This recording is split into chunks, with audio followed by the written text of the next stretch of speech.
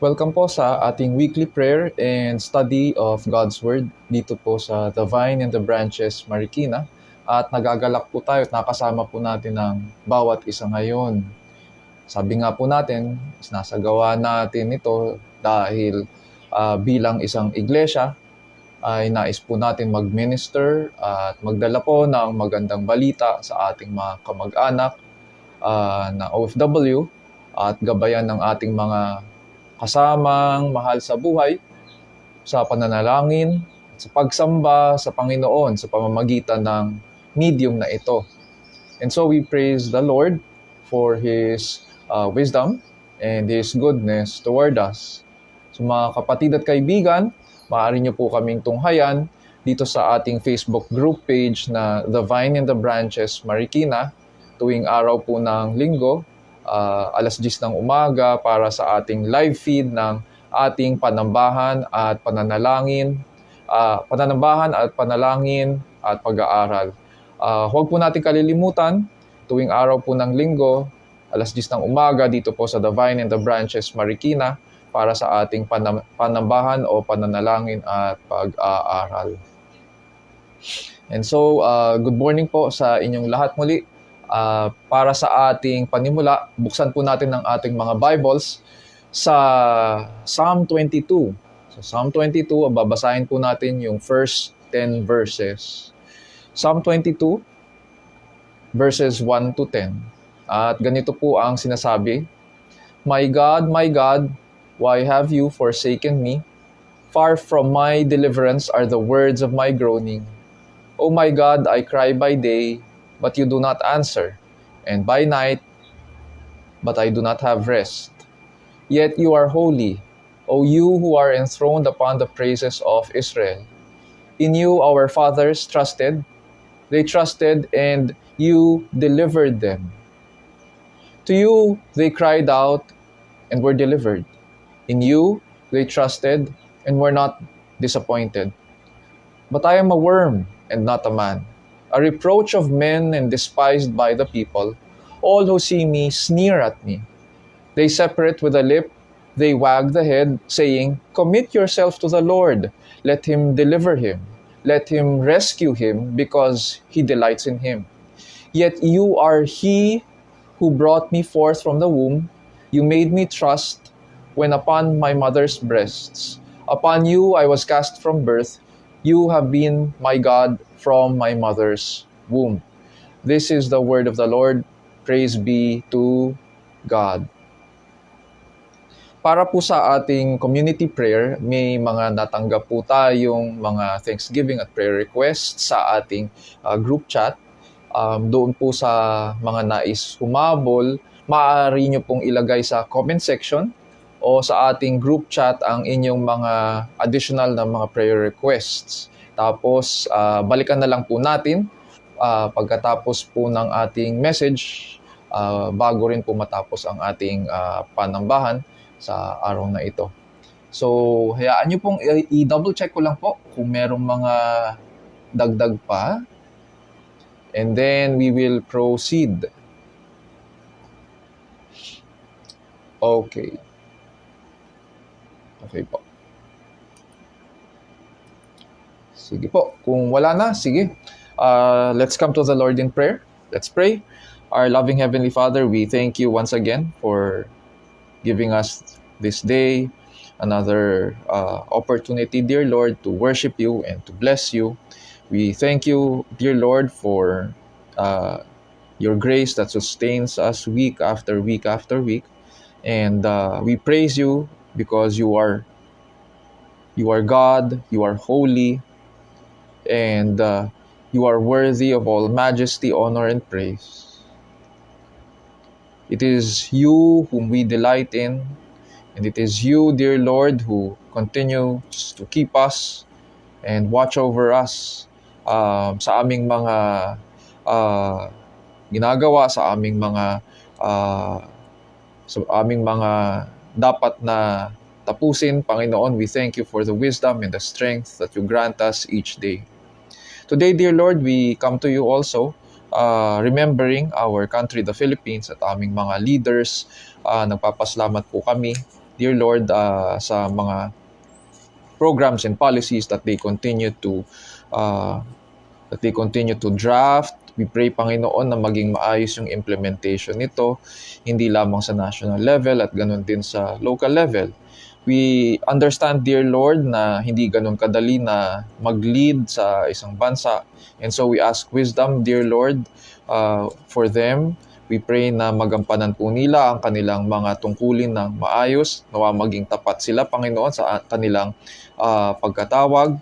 And we pray against abuse of authority, against corruption, and ask, dear Lord, na maging maayos, Panginoon, ang kanilang mga decisions.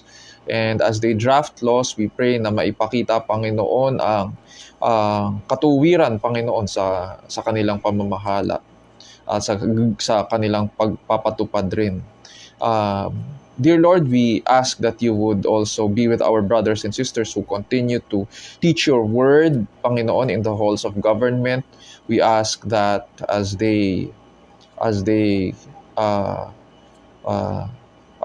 perform, Panginoon, itong duties nila, and as they continue to teach your word, we pray that the principles of the scriptures, the principles of your word would be heard in the halls of government, and it would be also seen, Panginoon, in their work ethic and in how they continue, Panginoon, in leading our country.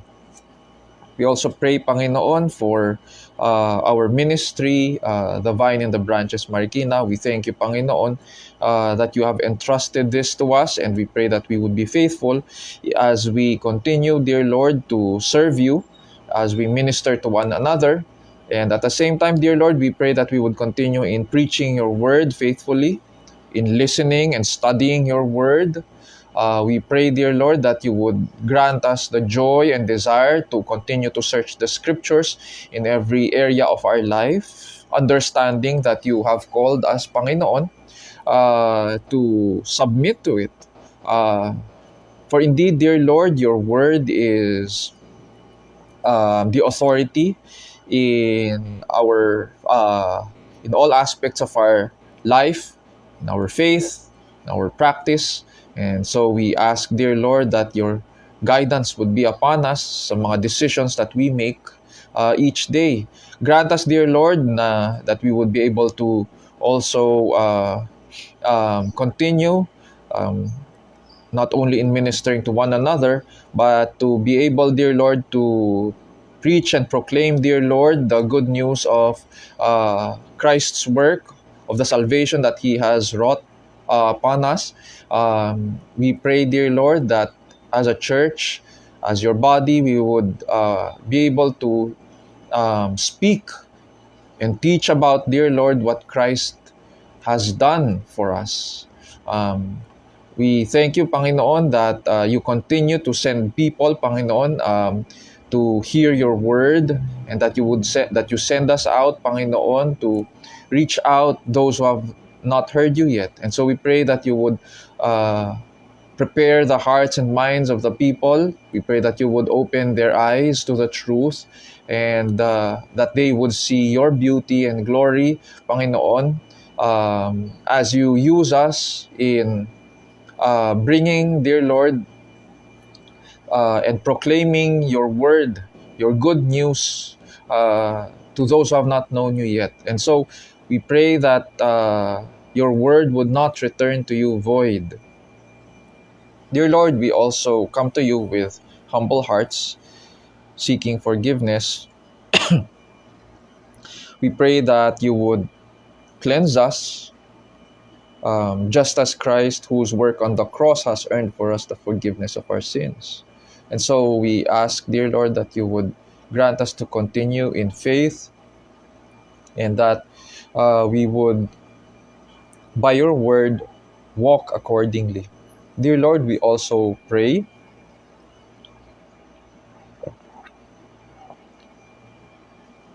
for those of us who are sick today. We ask for healing, that you would extend your hands upon us so that we would be well. May you take away what needs to be taken away. And we ask that you would grant us strength. We pray for Nanay Itang, dahil na-admit po siya, we ask, dear Lord, that you would grant her na mag-respond sa mga medicines niya. And we pray na tulungan niyo po siya sa kanyang shortness of breath, and that you would also, as she responds, Panginoon, sa care ng mga hospital staff and medical staff at ganun din sa mga mahal niya sa buhay, we pray na that you would grant speedy recovery sa kanya. We also pray, dear Lord, for the Fairbanks and Baterna family sa kanilang pagpunta sa libing ni Sasay. These, dear Lord, are not happy times, and so we ask, dear Lord, that you would grant peace and comfort din sa family ni Sasay. And as our brothers and sisters minister to them, we pray that may the good news of Christ be given, Panginoon. We pray that that this would be ministered to them, so that they would understand what Christ has accomplished for us on the cross. And we pray, dear Lord, that may your traveling mercies be upon our brothers and sisters as they get back home, Panginoon. At the end of the day, may you grant safe travel para sa kanila, so that they would reach, Panginoon, their home safe and sound. Dear Lord, we also ask that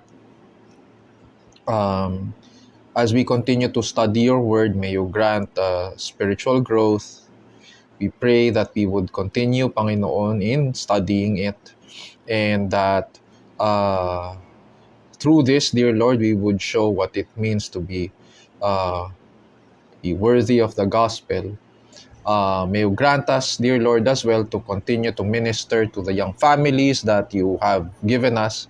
May we continue pointing one another to Christ. As we do so, we ask that you would grant us to grow in the grace and knowledge of our Lord. We pray that you would also be with our students. We pray that you would prepare them, Panginoon, as the academic year closes. And may they be able, dear Lord, to pass yung kanilang mga requirements also, para doon sa amin na patuloy na nagtatrabaho, those of us who have to leave our homes each day. We pray for your traveling mercies as well and protection. Grant us wisdom sa aming mga work, so that we would give it our best. And that through this, Panginoon, in every calling that you have given us, whether we be students or employees, whether we be supervisors or owners of companies, whether we be fathers or mothers, brothers, sisters, sons and daughters, we ask, dear Lord, that as you grant us to grow, we pray that we would understand that you have called us to be holy, just as you, our Father in heaven, are holy. And so we thank you, dear Lord, that through these exchange of gifts, we are able to serve one another, and that through the ministry of prayer, we are also able to bear one another's burdens. And now, dear Lord, as we approach you through the study of your word, grant, dear Lord, that we would understand, and at the same time, enable us to apply your word as you command us, so that we pray, dear Lord, as you speak to us, we pray that you would change us and we would be changed. And so we thank you for your word, and this we pray in Jesus' name, our Lord and Savior. And all of God's people will say, Amen. Amen.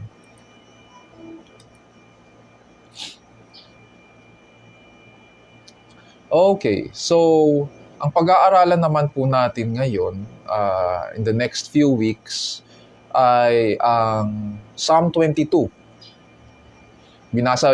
Yun po yung binasa natin kanina, Psalm 22.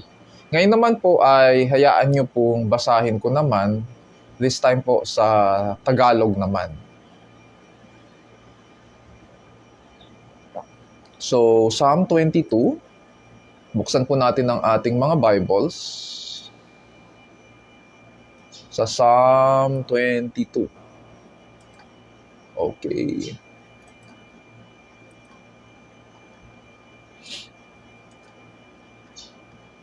At ganito po ang sinasabi. Psalm 22. O Diyos ko, bakit ako binayaan? Masidhi ang pagtaghoy ko upang ako ay tulungan. Ngunit hindi dumarating ang saklolong hinihintay. Araw-gabi dumaraing, tumatawag ako, O Diyos. Hindi ako mapanatag, di ka pa rin sumasagot. Ikaw yaong pinutungang tanging banal, walang iba, dinakila ng Israel, pinupuri sa tuwina. Sa iyo ang lahi namin nagtiwala at umasa, nagtiwala silang lubos, iniligtas mo nga sila. Noong sila ay tumawag, ang panganib ay nawala. Lubos silang nagtiwala at di naman napahiya. Tila ako'y isang uod at hindi na isang tao. Kung makita'y inuuyam, nagtatawa kahit sino. Bawat taong makakita'y umiiling, nanunukso, palibak na nagtatawa at sinasabi ang ganito. Nagtiwala siya sa Diyos, ngunit hindi siya pansin. Kung talagang minamahal, bakit hindi intindihin? Noong ako ay iluwal, ikaw, O Diyos, ang patnubay. Magmula sa pagkabata, ako'y iyong iningatan. Kaya naman mula noon sa iyo na umaasa, sa pool noon, ikaw na lang ang Diyos na kinilala. Ito po ang salita ng Diyos. Purihin po ang ating Panginoon. Ang title ng message natin sa umagang ito ay, My God, why have you forsaken me? Ang ating pag-aaralan ay isang pagdaing at papuri sa Diyos. Traditionally, ina-attribute ang pagsulat po ng Awit 22 kay Haring David. Sa ancient Israel, kilala po si Haring David na magaling tumugtog at kalugod-lugod na mang-aawit ng Israel. Makikita po natin ang pagdaing ni Haring David sa pagtiningnan natin at yung buong chapter o yung buong awitin mula verses 1 to 21, doon siya nag-complain o dumaing sa ating Panginoon. And then starting verses 22 hanggang 31, nandun ang kanyang papuri. Kapag binasa po natin ang subtitle naman po sa mga Bibles natin o yung prescript sa itaas ng awitin, ganito po ang sinasabi. To the chief musician, upon Aijeleth, Hashahar, a son of David. Ang ibig sabihin po ng Aijeleth, Hashahar, ay Doe of the Morning, na malamang tumutukoy po sa pangalan ng isa pang awitin. At ganito po ang musical theme na dapat sundin sa kapag tinutugtog o inaawit ang Psalm 22. Or probably tinutukoy nito ang isa pang description ng sinag ng araw sa umaga, indicating na dapat na inaawit o dapat nire-recite ang awiting ito, ang Psalm 22, bilang pagsamba sa Diyos, first thing in the morning. Ang awit 22 po ay isang kilalang awitin dahil madalas nating naririnig ang unang talata na binabanggit sa 7 palabras tuwing Biyernes Santo. My God, why have you forsaken me? Makikita po natin ang pagbigkas nito ng ating Panginoong Hesus sa New Testament naman. Sa aklat ni Matthew sa chapter 27 verse 46 at Mark 15:34. At dahil malapit na po ang mahal na araw, magandang pag-aralan itong awit na ito ni Haring David at kung paano tayo tinuturo nito sa mas dakilang David sa kasaysayan po ng kaligtasan. Sa umagang ito, panalangin ko po na ipahayag ng Diyos sa pamamagitan ng kanyang anak na siya ay matapat at tunay. At sa pag-aaralan natin ngayon ay matulungan tayong makita ang hindi lamang ang paglingap ng Diyos sa atin, ay matutunan natin siyang pagkatiwalaan din, na manalig tayo sa Kanya at sumampalataya sa Kanya sa gitna ng ating mga suliranin at pagsubok sa buhay. Now, ganito po ang magiging balangkas ng ating pag-aaral. Sa verses 1 to 2, makikita po natin yung God's silence in times of trouble. Sa verses 3 to 5, God's holiness and faithfulness in redemptive history. Sa verses 6 to 8, nandyan yung mockery of the wicked because of God's silence. At sa verses 9 to 10, nandyan po ang God's preservation of David through his life, or throughout his life. Ngayon, ang magiging question natin sa umagang ito is, based sa theme ng Psalm 22, what should we do now when God remains silent? What should we do when God remains silent? Punta tayo sa verses 1 to 2. God's silence in times of trouble. My God, why have you forsaken me? Far from my deliverance are the words of my groaning. O my God, I cry by day, but you do not answer, and by night, but I have no rest. Sinulat po ito ni Haring David at a difficult time in his life, na kung saan pinalibutan po siya ng mga kaaway niya, ng mga masasama. At it seems na wala po siyang magawa. Sa verse 12 ng Psalm 22, pag binasa po natin, ganito ang sinasabi, many bulls have surrounded me. Strong bulls of Bashan have encircled me. And then in verse 16, for dogs have surrounded me. A band of evildoers has encompassed me. So, ine-express po ni Haring David sa Panginoon ang kanyang pangamba. Natatakot siya dahil lahat ng kanyang mga kaaway ay makapangyarihan. At may kakayahan po silang kumitil ng buhay. Wala siyang, it would seem na wala siyang magawa sa nangyayari sa kanya. And so, wala rin po siyang tigil sa pagtawag sa Panginoon. Sa verse 2, sinasabi po, oh my God, I cry by day, but you do not answer. And by night, but I have no rest. Araw-gabi siyang dumadaing, hindi nga siya nakakatulog ng maayos. Ngunit hindi pa rin daw sumasagot ang Panginoong Diyos. Ano raw ang sinabi niya sa Diyos? Sa verse 1, mababasa po natin, my God, why have you forsaken me? Diyos ko, bakit mo ako pinabayaan? Sa verse 1b, binibigyan tayo ni Haring David ng clue sa lalim ng kanyang pinagdadaanan dahil sa kung paano niya ito sinambit. Sa ganito po ang sinabi niya, ganito yung larawan niya. Sabi niya, far from my deliverance are the words of my groaning.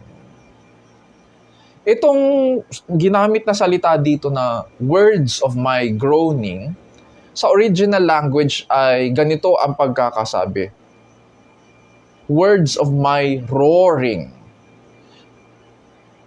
Umaatungal. Sa hirap ng kanyang pinagdadaanan, para siyang isang leon na umaatungal. Ganon kalakas yung kanyang panalangin dito. Sinisigaw na niya sa Diyos. Malamang umiiyak din siya. Umabot siya sa punto na pasigaw na niya, binibigay yung kanyang panalangin, pasigaw na siya kung dumulog sa Panginoon. Diyos ko, bakit mo ako pinabayaan?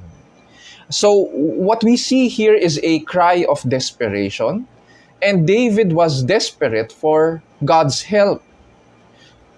May mga nagsasabi na ang impression daw nila dito kay Haring David ay impatient. ano daw, parang minamadali ang Diyos. Pero impatient nga ba siya? Kakasabi lang ni Haring David na matagal na siyang tumatawag sa Diyos. Araw-gabi niya itong ginagawa. Araw-gabi siyang humihingi ng tulong, ng saklolo sa Panginoon, ngunit hindi raw dumating. At nakakapagtaka, di ba? How do we define impatience po ba? Impatience is usually characterized po by a high view of oneself. Mataas ang tingin sa sarili. Kaya tayo nagiging impatient kasi tingin po natin hindi natin deserve na pinaghihintay tayo. At deserve natin, on the other hand, na makuha agad ang hinihiling natin, makuha natin agad ang kagustuhan natin. Dito sa ating passage, maaaring natukso po si Haring David na maging disappointed or impatient sa Diyos dahil sa kanyang laman. Ngunit wala tayong mababasa na bumigay po siya sa kanyang impatience. On the contrary, makikita natin na lalo siyang kumapit sa Panginoon. Sa verses 1 and 2, mapapansin natin kung paano niya sinimulan ng kanyang panalangin. My God, sa verse 1. Tapos sa verse 2, sabi po niya, Oh my God, I cry by day. And so, hindi siya nawalan ng respeto sa Panginoon. Bagamat hindi siya sinasagot ng Panginoon, bagamat hindi dumating ang saklolong hinihintay, at least dito sa passage or sa section na ating pinag-aaralan, nagtiwala pa rin siya. Isa lang ang kanyang sinampalatayanan at alam niya na makakatulong sa kanya. Hindi siya tumigil sa paglapit sa Panginoon. At nanindigan siya na may biyaya ang Panginoon. Kaya nga, kahit na hindi dumadating ang tulong sa kanya, patuloy pa rin siyang dumudulog sa Panginoon. Punta tayo sa verses 3 to 5. God's holiness and faithfulness in redemptive history. Sabi ni David, Yet you are holy, O you who are enthroned upon the praises of Israel. In you our fathers trusted, and you delivered them. To you they cried out and were delivered. In you they trusted and were not disappointed. Pagkatapos niya dumaing, naisip ni Haring David ang mga katangian ng Diyos sa kasaysayan. Ang sabi po niya sa verse 3, Yet you are holy, O you who are enthroned upon the praises of Israel. Naisip niya na bagamat tingin niya na hindi siya sinasagot ng Diyos at tingin niya, pinabayaan siya, hindi raw ganito pinahayag ng Diyos ang kanyang sarili sa kasaysayan. Hindi siya tulad ng mga Diyos-Diyosa na hindi makapagsalita at hindi nagsasalita at hindi sumasagot sa mga panalangin. Hindi siya tulad ng mga Diyos-Diyosa na walang kapangyarihan. Hiwalay siya at malayong-malayo sa mga ribulto na inukit ng kamay ng tao. Hindi siya nilalang at walang lumikha sa kanya. Hindi siya nilikha ni numan. He is separate from all creation. Matatandaan natin ang vision po ni Prophet Isaiah sa Isaiah chapter 6 verses 1 to 3 nang mamatay po si Haring Uzzias. Ganito po ang sinasabi sa pangitain ni Prophet Isaiah. In the year of King Uzziah's death, I saw the Lord sitting on a throne, lofty and exalted, high and lifted up daw. Mataas na mataas, nasa kaitaas-taasan. And with the train of his robe filling the temple, seraphim stood above him. Marami daw mga anghel ang tayo, nakapaligid doon sa luklukan, each having 6 wings, with 2 he covered his face, and with 2 he covered his feet, and with 2 he flew. And one called out to another and said, ganito ang kanilang naging awitin at sagot-sagutan sila sa kanilang pag-awit at proclaim ng ng excellencies ng Diyos. Ganito ang kanilang naging awitin. Holy, holy, holy is the Lord of hosts. The whole earth is full of His glory. Holy, holy, holy is the Lord of hosts. Banal siya. At ito ang katangian na paulit-ulit na laman ng mga awit ng mga Israelita. nung sila ay naglalakbay. At hanggang maging sa panahon ni na David, yun ang laman ng kanilang mga awitin at panalangin. Now, after thinking about God's perfections, about God's holiness, David now remembers God's saving work upon His people. Sabi niya po sa verses 4 and 5, "In you our fathers trusted. They trusted and you delivered them. To you they cried out and were delivered. In you they trusted and were not disappointed."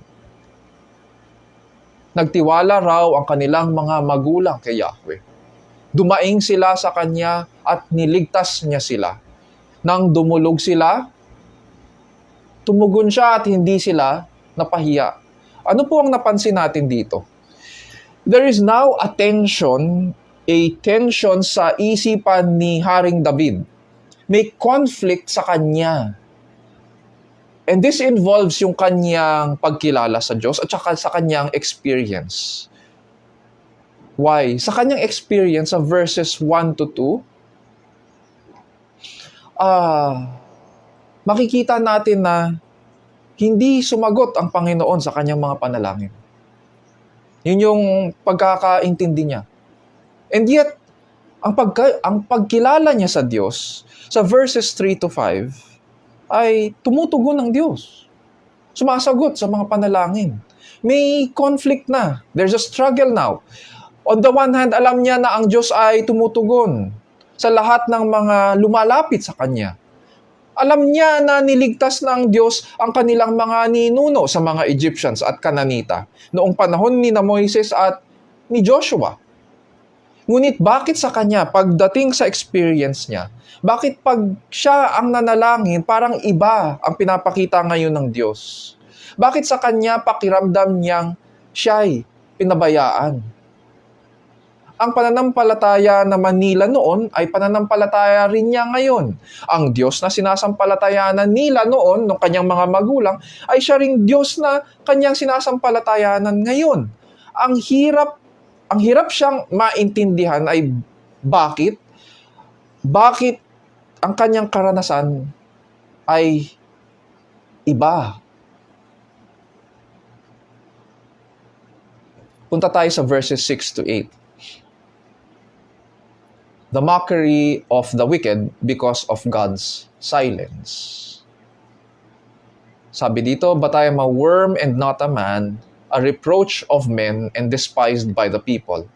All who see me sneer at me, they separate with the lip, they wag the head, saying, 'Commit yourself to the Lord, let Him deliver him. Let Him rescue him because He delights in him.'" Dahil sa kanyang kalagayan, ang tingin daw niya sa kanyang sarili ay pawang isang uod sa bangkay. Ito yung uod na pinag-uusapan dyan yung mga makikita po natin sa mga patay, yung mga nasa bangkay, no? Yung nagse-self-pity siya ngayon, in other words. At dahil nagse-self-pity po siya dahil sa panunuya na rin ng kanyang mga kaaway. Sabi dyan, lahat ng makakita sa kanya, pinagtatawanan siya. Tapos, ang description pa, inilalawit daw nila ang kanilang mga labi at umiiling. Parang siguro sinasabi, sira na tuktok nito eh. Alam natin siguro yung itsura niyan, yung nilalawit yung mga labi, yung parang ginaganyan, tapos umiiling-iling na sira na tuktok na ito eh. Parang ganon. Sarcastic daw nilang sinabi pa sa kanya at narinig niya at sinusulat niya ngayon, mukhang kinalulugdan ka naman ng Panginoon, pakatiwala ka sa Kanya. Ikaw, iligtas niya ang Kanyang minamahal. So, commit yourself to the Lord. Sarcastic yung pagkakasabi nila dito sa verse 8. Commit yourself to the Lord. Let Him deliver him. Let Him rescue him. Because He delights in him. Since the Lord delights in you, let the Lord rescue you. Parang ganun ang sinasabi sa Kanya. Habang nakalawit yung labi. Dito sa complaint po ni Haring David, lumalabas ngayon na hindi lamang si David ang pinagtatawanan. Dawit pati ang Panginoon. Na hindi naman dapat. Sa isip ni Haring David, malamang Dapat kumilos na ang Diyos dahil nagagamit na ang kanyang pangalan sa mga walang kabuluhan ng mga tao. 'Di ba? Sabi, commit yourself to the Lord. Dawit pati ang Panginoon dahil sa nangyayari kay Haring David. Yung isip niya. So siguro dapat sabi niya, sinasabi niya sa Panginoon, dapat siguro Panginoon, kumilos ka na kasi kung ano-ano na ang sinasabi sa iyo ng aking mga kaaway. So sa kabila ng kanyang na-experience dahil sa katahimikan ngayon ng Diyos, ano kaya ang naging response niya? Tingnan natin sa verses 9 to 10. Dito natin pag-aaralan yung God's preservation of David throughout his life. Sabi po ni Haring David, "Yet you are he who brought me forth from the womb. You made me trust when upon my mother's breasts. Upon you I was cast from birth. You have been my God from my mother's womb." Sa verse 8, ang salitang commit yourself to the Lord, kanina yung sinasabi ng mga nanunuya sa Kanya, ay ganito po ang pagkakasabi sa original language. Cast yourself or roll yourself. Pagulungin mo ang sarili mo papunta sa Panginoon. Dito naman sa verse 10, ang ginamit ay, upon you I was cast from birth. Mga salita ito sabi nila, pagulungin mo sarili mo sa Panginoon. Pero dito sa panalangin ni Haring David, as he was reflecting sa kabutihan ng Panginoon, ay sinasabi niya ngayon, tinulak daw siyang palabas ng Panginoon.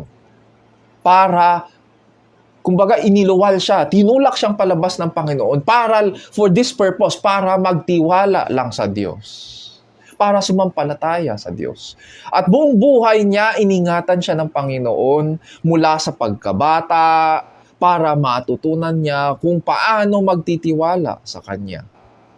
In other words, lahat ng bagay sa kanyang buhay, simula sa kanyang pagiging sanggol, sa pag-alaga ng kanyang ina sa kanya, hanggang sa pagiging teenager niya, at ngayon sa pagiging hari, sa pagsulat niya ukol sa kanyang mga suliranin at sa kanyang pinagdadaanan, lahat yun ay ginamit ng Panginoon para matutunan niya kung paano magtiwalang tunay sa Panginoon.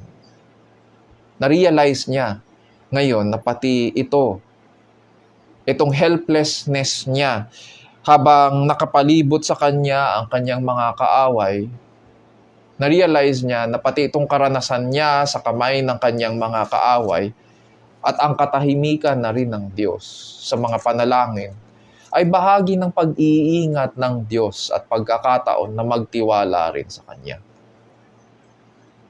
Ang ganda po, di ba?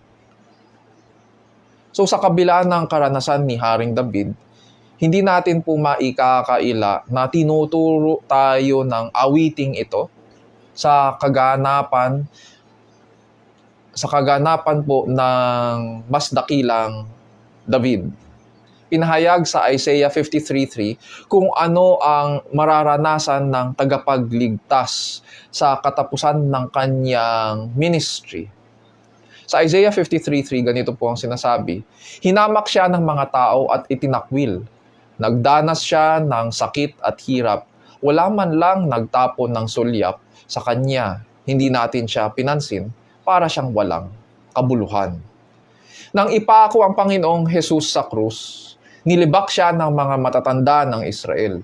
Dahil ang tingin daw niya sa kanyang sarili ay hari ng Israel, tulad ni Haring David, at pinahayag niya na siya raw ang anak ng Diyos, sinabi ngayon nila sa kanya, patuya rin, "He trusts in God, let God rescue him now. If he delights in him, for he said, I am the Son of God." Sa Matthew 27:43. So ayon kay Mateo, inalipusta din ang Panginoong Jesus ng mga tulisan kasama niyang nakapako sa krus. At mula tanghali raw hanggang 3:00 ng hapon, imbis na nakatirik ang araw, nabalot ng dilim ang buong lupa. Nang malapit na pong mag-3:00, sumigaw ang Panginoong Jesus, tulad ng pag-atungal ni Haring David sa kanyang panalangin sa awit 22. Sabi po ng Panginoong Jesus, Eli, Eli, lama sabachthani. That is, my God, why have you forsaken me? May mga nagsabing tinalikdan raw ng Ama ang kanyang anak dito sa krus. At maririnig po natin yon sa may mga preaching na ganon, na tinalikdan daw ng Diyos Ama ang Diyos Anak. Kaso, wala po tayong mababasa na ganon, na pinabayaan ng Ama ang kanyang anak. Wala tayong makikita na may nagturo na writer na ganun ang interpretation nila sa nangyari sa krus. Sabi pa nga po ni Jesus sa John 10:30, I and my Father are one. Sa John 16:32, you, referring to the disciples, will leave me alone. Kung tutuusin pa nga, sila pa nga ang tumalikod sa Panginoong Jesus, yung mga alagad. Yet, sabi niya, I am not alone. Sa pagpunta sa krus, sa kanyang paghihirap, sabi niya, I am not alone, for my Father is with me. See, for my Father is with me, sabi niya. Ibig sabihin, hindi sila divided. Hindi sila na-separate ng Ama. Nagkakaisa sila hanggang sa huli. Hindi lang to. Pinaliwanag pa nga ni Apostol Pablo sa mga taga-Korinto, mga around 26 years after makalipas ang kamatayan ng Panginoong Hesukristo. Sabi ni Paul sa 2 Corinthians 5:19, that God was in Christ, reconciling the world to Himself. God was in Christ. There was no separation between the Father and the Son. So kahit ang mga mananampalataya sa panahon ni na Pablo at Pedro, pagkatapos umakyat po ng Panginoong Hesukristo, ay hindi nagturo na tinalikdan ng Ama ang anak o nawalay ang mga persons of the Trinity. Noong unang panahon po, ginagamit ang aklat ng mga awit o yung collection ng mga psalms sa mga awitan at pananalangin sa panambahan. Habang nakabayubay po sa krus ang Panginoong Hesukristo nakaharap sa mga tao, pinaalala ng Panginoong Hesukristo sa pamamagitan ng pagsambit ng verse 1 ng awit 22, ang kanilang panalangin sa Ama. At ngayon, siya naman, ang Panginoong Hesukristo naman ang bumibigkas ng kanilang panalangin para sa kanila, habang tunay na nagdurusa sa kanyang pagkatao. Tinanggap niya ang kabuuan ng hatol ng Diyos. Habang siya'y nakabayubay sa krus, tinanggap niya ang hatol ng Diyos sa kanyang katawan. Tulad ng pagdaing nila sa panalangin ito, dumaing siya ngayon sa kanyang Ama dahil lahat ng sinasabi rito ay nangyayari sa kanya. Sabi sa Isaiah 53, verse 4 and 5, tunay na kanyang dinala ang ating mga karamdaman at dinala ang ating mga kapanglawan. Ngunit siya'y nasugatan dahil sa ating mga pagsalangsang, siya'y nabugbog dahil sa ating mga kasamaan. Ang parusa ng tungkol sa ating kapayapaan ay nasa kanya, at sa pamamagitan ng kanyang mga latay ay nagsigaling tayo. Hindi po siya nagkasala. Ang Panginoong Kristo, kahit kailan, hindi po siya nagkasala. Ngunit siya ang hinampas ng Ama para sa ating mga pagsalangsang. At dahil siya ang hinampas, tayo naman po ang pinatawad. Tayo ang pinawalang sala. Tayo ngayon ang iniingatan ng Ama. Dahil si Jesus ang tagapamagitan, siya ang nananalangin sa Ama para sa atin. Dahil sa Kanya, nagsigaling ang ating mga kaluluwa. And because Christ has perfectly accomplished all that was promised, and He perfectly accomplished everything on the cross, paano ba dapat tayo mabuhay? Number 1, ganito po ang magiging application natin. Number 1, keep praying even when God seems silent. Keep praying even when God seems silent. Sa mga pagkakataon po na tahimik ang Diyos, and darating po kayo doon sa punto na iisipin nyo na tahimik ang Diyos kahit na nahihirapan kayo sa mga pagsubok, hindi natin kailangan pong mangamba na pinabayaan tayo ng Diyos. Patuloy lang nating idulog sa Panginoon ang ating mga pangangailangan. Sabi nga, for as many as are the promises of God, in Him they are yes. Therefore also through Him, through Christ, is our amen to the glory of God through us. Sa 2 Corinthians 1:20. So keep praying even when God seems silent. Pangalawa, remember His past mercies and faithfulness. Remember His past mercies and faithfulness. Mahalaga na ang ating pagkilala sa Diyos ay nakaangkla sa Kanyang salita. Sapagkat sa Kanyang salita, pinapahayag na hindi Niya pinababayaan ang mga hinirang Niya.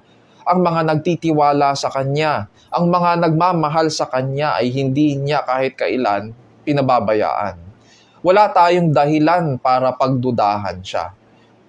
And so kung ano man ang ating pinagdadaanan, kung ano man ang iyong pinagdadaanan, kapatid, alang-alang kay Kristo, asahan mo na sasamahan ka niya hanggang sa katapusan. Katulad rin ng ginawa niya sa mga Israelita nung sila'y hinango niya mula sa Ehipto papunta sa Kanaan. Pangatlo, continue trusting in the Lord. Continue trusting in the Lord. Marami tayong panlilibak, pangungutya, at panunuyam na maririnig sa mundo. Tandaan natin, this is because they hated our Lord first, and no servant is greater than his master. Ano man ang ibato sa atin ng mundo, tuloy lang sa paglakad. Tuloy lang sa pananalangin, tuloy lang sa pananalig din sa Panginoon, sapagkat ito ang pangako niya. So John 16:33, sabi ng Panginoong Kristo, "These things I have spoken to you," speaking to His apostles, "so that in me you may have peace. In the world, you have tribulation." Notice yung contrast. In me, you have peace. In the world, you have tribulation. But sabi niya, take courage. I have overcome the world. Napagtagumpayan niya ang mundo. At dahil napagtagumpayan niya ang mundo, meron bang makapaghihiwalay sa atin sa pag-ibig ni Kristo? Ang kapighatian ba o ang kahapisan o ang pag-uusig o ang kagutom o ang kahubaran o ang panganib o ang tabak? Ano ang sagot? Ang sagot ay tayo'y higit pa sa mga mapagtagumpay sa pamamagitan niyaong sa atin ay umiibig. Sapagkat ako'y naniniwalang lubos na kahit ang kamatayan man, kahit ang buhay, kahit ang mga anghel, kahit ang mga pamunuan, kahit ang mga bagay na kasalukuyan, kahit ang mga bagay na darating, kahit ang mga kapangyarihan, kahit ang kataasan, kahit ang kababaan, kahit ang alinmang ibang nilalang ay hindi makapaghihiwalay sa atin sa pag-ibig ng Diyos na nasa kay Kristo Jesus na ating Panginoon. Napakaganda po ng na-accomplish ng ating Panginoong Jesus. Minsan sumasabay sa ating mga pagsubok ang katahimikan ng Diyos sa ating mga panalangin. Kung kailan maingay na maingay ang mga kaaway, doon naman tahimik sa pagsagot ang Diyos. Ngunit dahil kay Kristo, wala tayong dahilan para mangamba na tayo'y pinabayaan. Niloob ng Diyos na turuan tayong manalig sa mga ganitong sitwasyon. At niloob ng Diyos na dumating tayo sa punto na makikita natin na wala tayong magawa. Dadalhin niya tayo doon sapagkat tinuturuan niya tayong umasa sa Kanya. Sa pamamagitan nito, lalo tayong natututo ngayon na sumampalataya sa Kanya at mapatunayan na tunay nga siyang matapat. Mga kapatid, isapuso po natin ang mga bagay na ito at iukol po natin ang ating sarili sa tapat at dakilang Panginoon. Bago po tayo magwakas, hayaan nyo pong silipin ko po muli kung mayroon tayong mga additional na prayer requests sa ating group chat at dito sa ating comment section.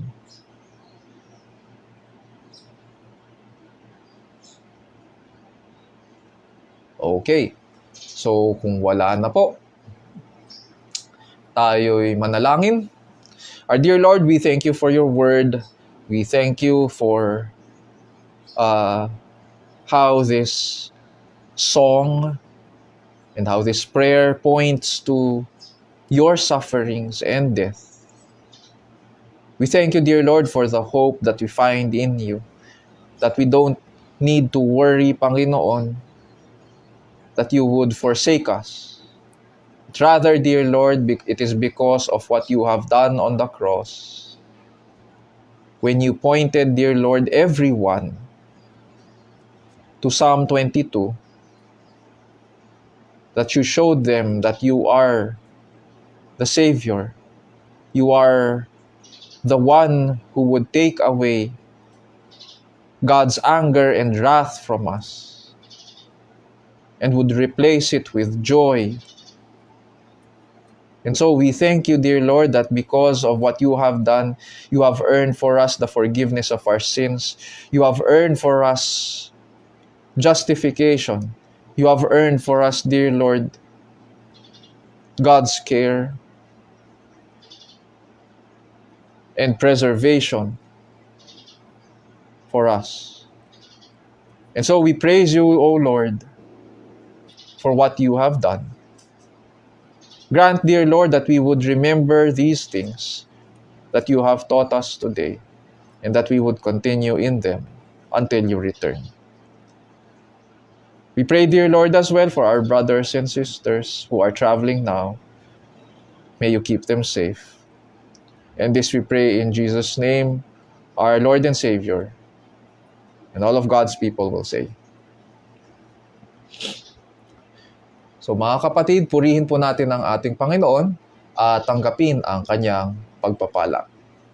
Now to him who is able to establish you according to my gospel and the preaching of Jesus Christ, according to the revelation of the mystery which has been kept secret for long ages past, but now is manifested, and by the scriptures of the prophets, according to the commandment of the eternal God, has been made known to all the nations, leading to obedience of faith. To the only wise God, through Jesus Christ, be the glory forever. Amen. Amen. May the grace of the Lord Jesus Christ and the love of God and the fellowship of the Holy Spirit be with you all. Magkita-kita po tayo muli sa susunod na linggo, 10 a.m. Face-to-face na po tayo sa Vine and the Branches, Marikina. Pagpalain po kayo ng ating Panginoon.